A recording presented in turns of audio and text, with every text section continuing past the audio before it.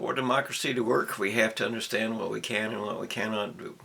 And the maximum amount of freedom that we can get is determined by the maximum amount of people who are in charge.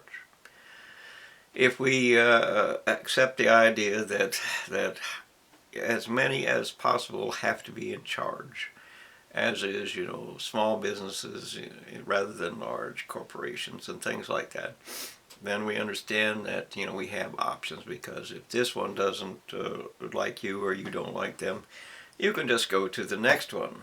Or if that one fails this business, there's 50 more to go and go ahead and try to work with them. That's called freedom in society. And of course, that's the absolute opposite of what is being done to you today. Inflation is taking away all small business, and just the endless amounts of hidden taxation that have been created, and the hidden amount of debts that have been created, and the hidden amounts of democracy removal that has been the constant insurgency of university decides, is in fact destroying the democracy of the United States in its entirety, because there is no such thing as a democracy that exists with just a few large corporations in charge of everything. That just means that there will be kings and queens and the rest of us are all slaves. That's all that means. And of course, with robots to be in competition with us, that means that even more will be slaves, and that means that we have those who are in charge have no use for us anymore, and those who are slaves are not getting what they need to survive, or the resources are lacking because we threw them all away.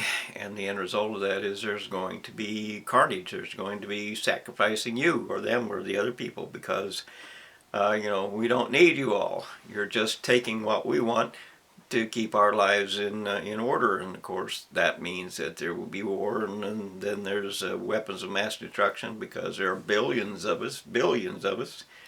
If you put one person per every, centered on 1 meter apart, 8.2 billion people is 82 million miles or kilometers of people, side by side, wrapped the Earth a couple hundred times actually around the equator.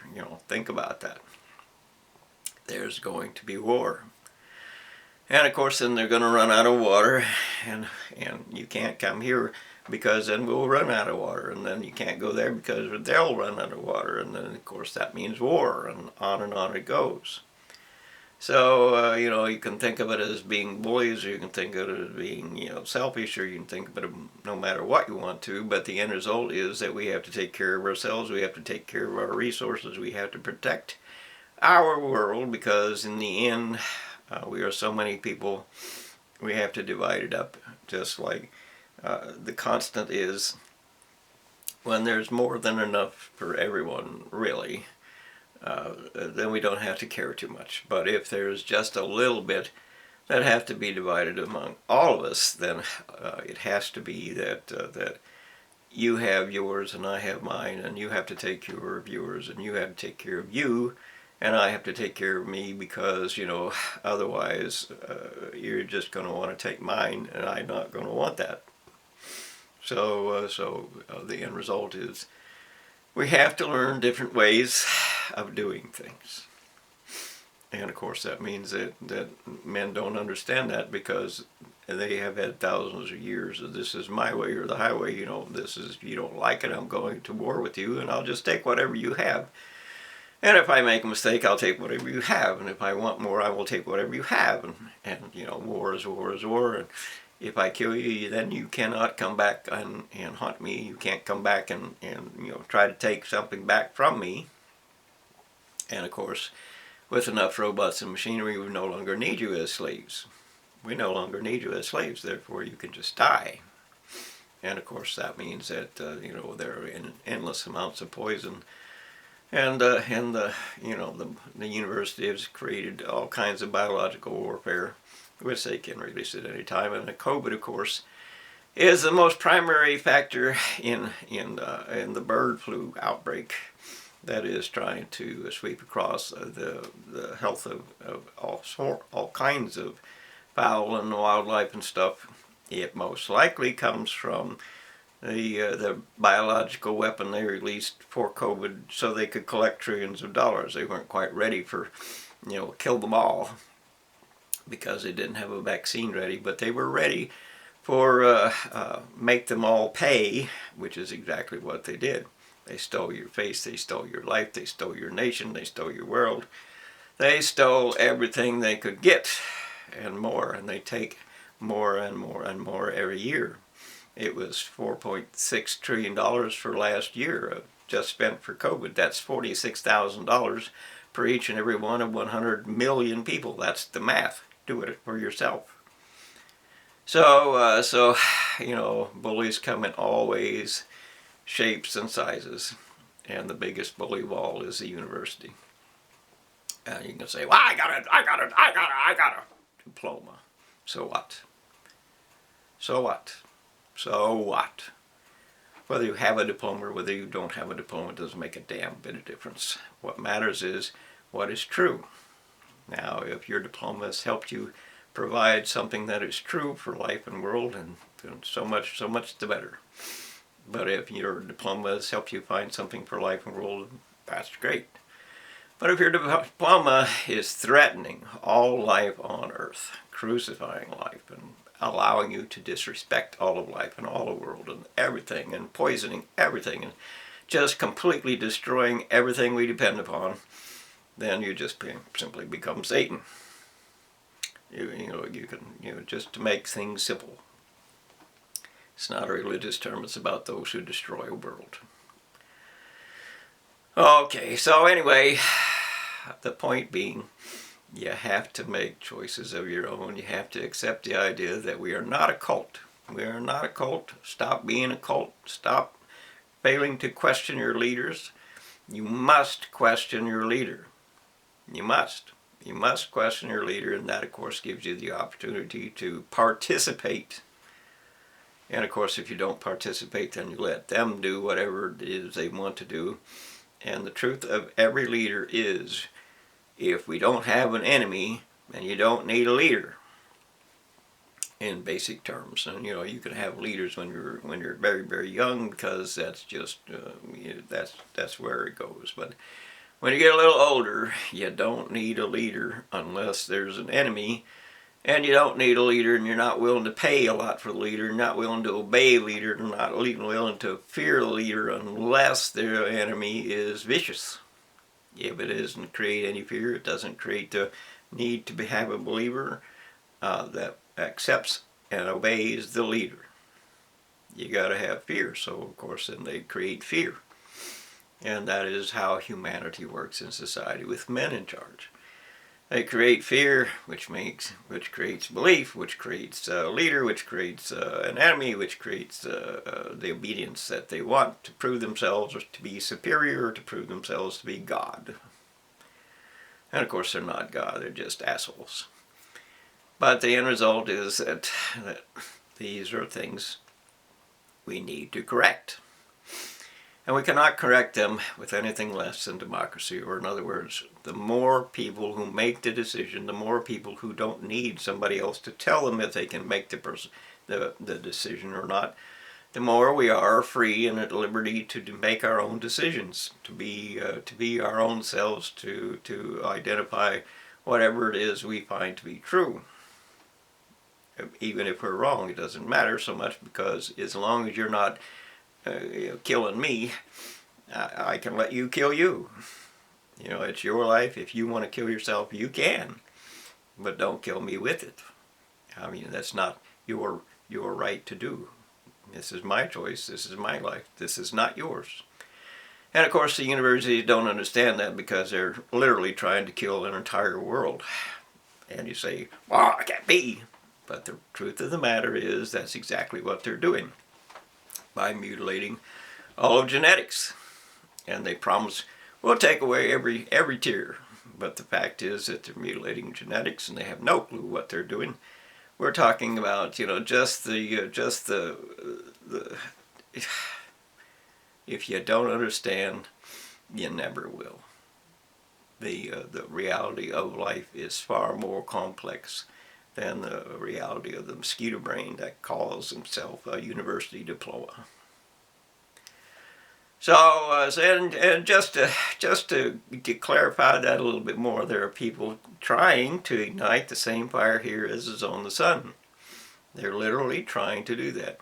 They spent trillions of dollars. There's 130 major experiments going on. All of them are trying to ignite the same fire here as is on the sun. It's a nuclear fire on the sun.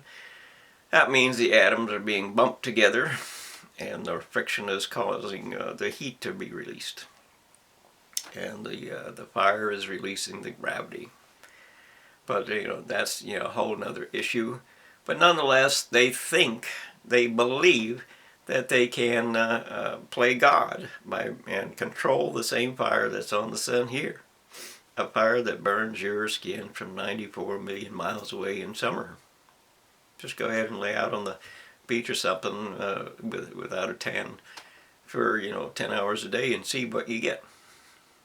It burns your skin from 94 million miles away. It's a 1,000,000-mile long flame, more or less. They have registered more or less 12 million mile flame spurts, solar flares they call them. Check it out. And they want to bring that here. The moon is only 250,000 miles away, and so the igniting that fire is 4 times further. So and that of course ends up with fear. They fear that we're destroying ourselves because of global warming, and we are. But the end result is not to believe that they can control the same fire that's on the sun. They can't. It burns atoms, burns the bond in atoms, and everything on this planet is made out of atoms. If you keep feeding fuel into the fire, it's a self-sustaining plasma.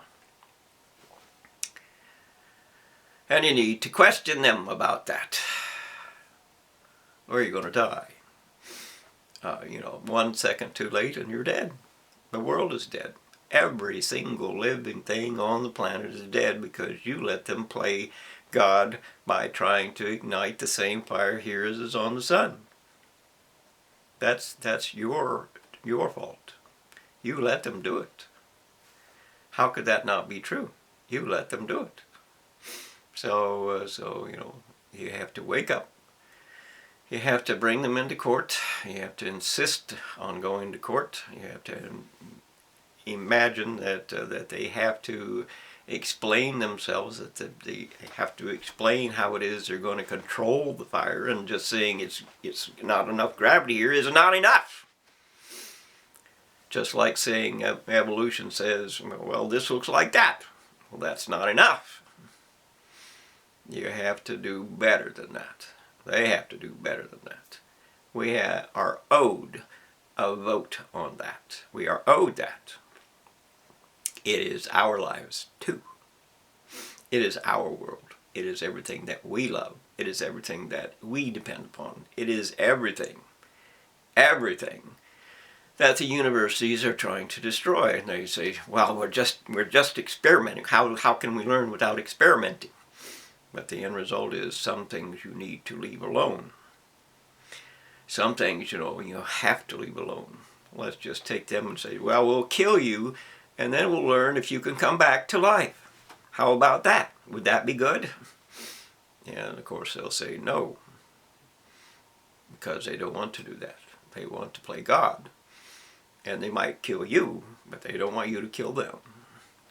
So we need to create some respect in the universities for life and for the world and for everything. We need to find a different solution. And to find a different solution, we need different people in charge. And that would, of course, be, you have to try letting women decide. And whether you like them or hate them or whatever it is, they're different. They're literally different. I really had no clue how different they were until I was required to learn. They're different. They, it's like men are a force that pushes, and women are a force that pulls. Do you see the difference in that? It is a major, major, major difference in that. So let them try. Maybe they can do better. But that doesn't mean they get to be in charge. That means they get to try to create the law that will justify our society on earth, that will keep us at peace on earth, that will let us, sustain ourselves on earth, because we're dying. And we'll soon be extinct because of the choices that you have made.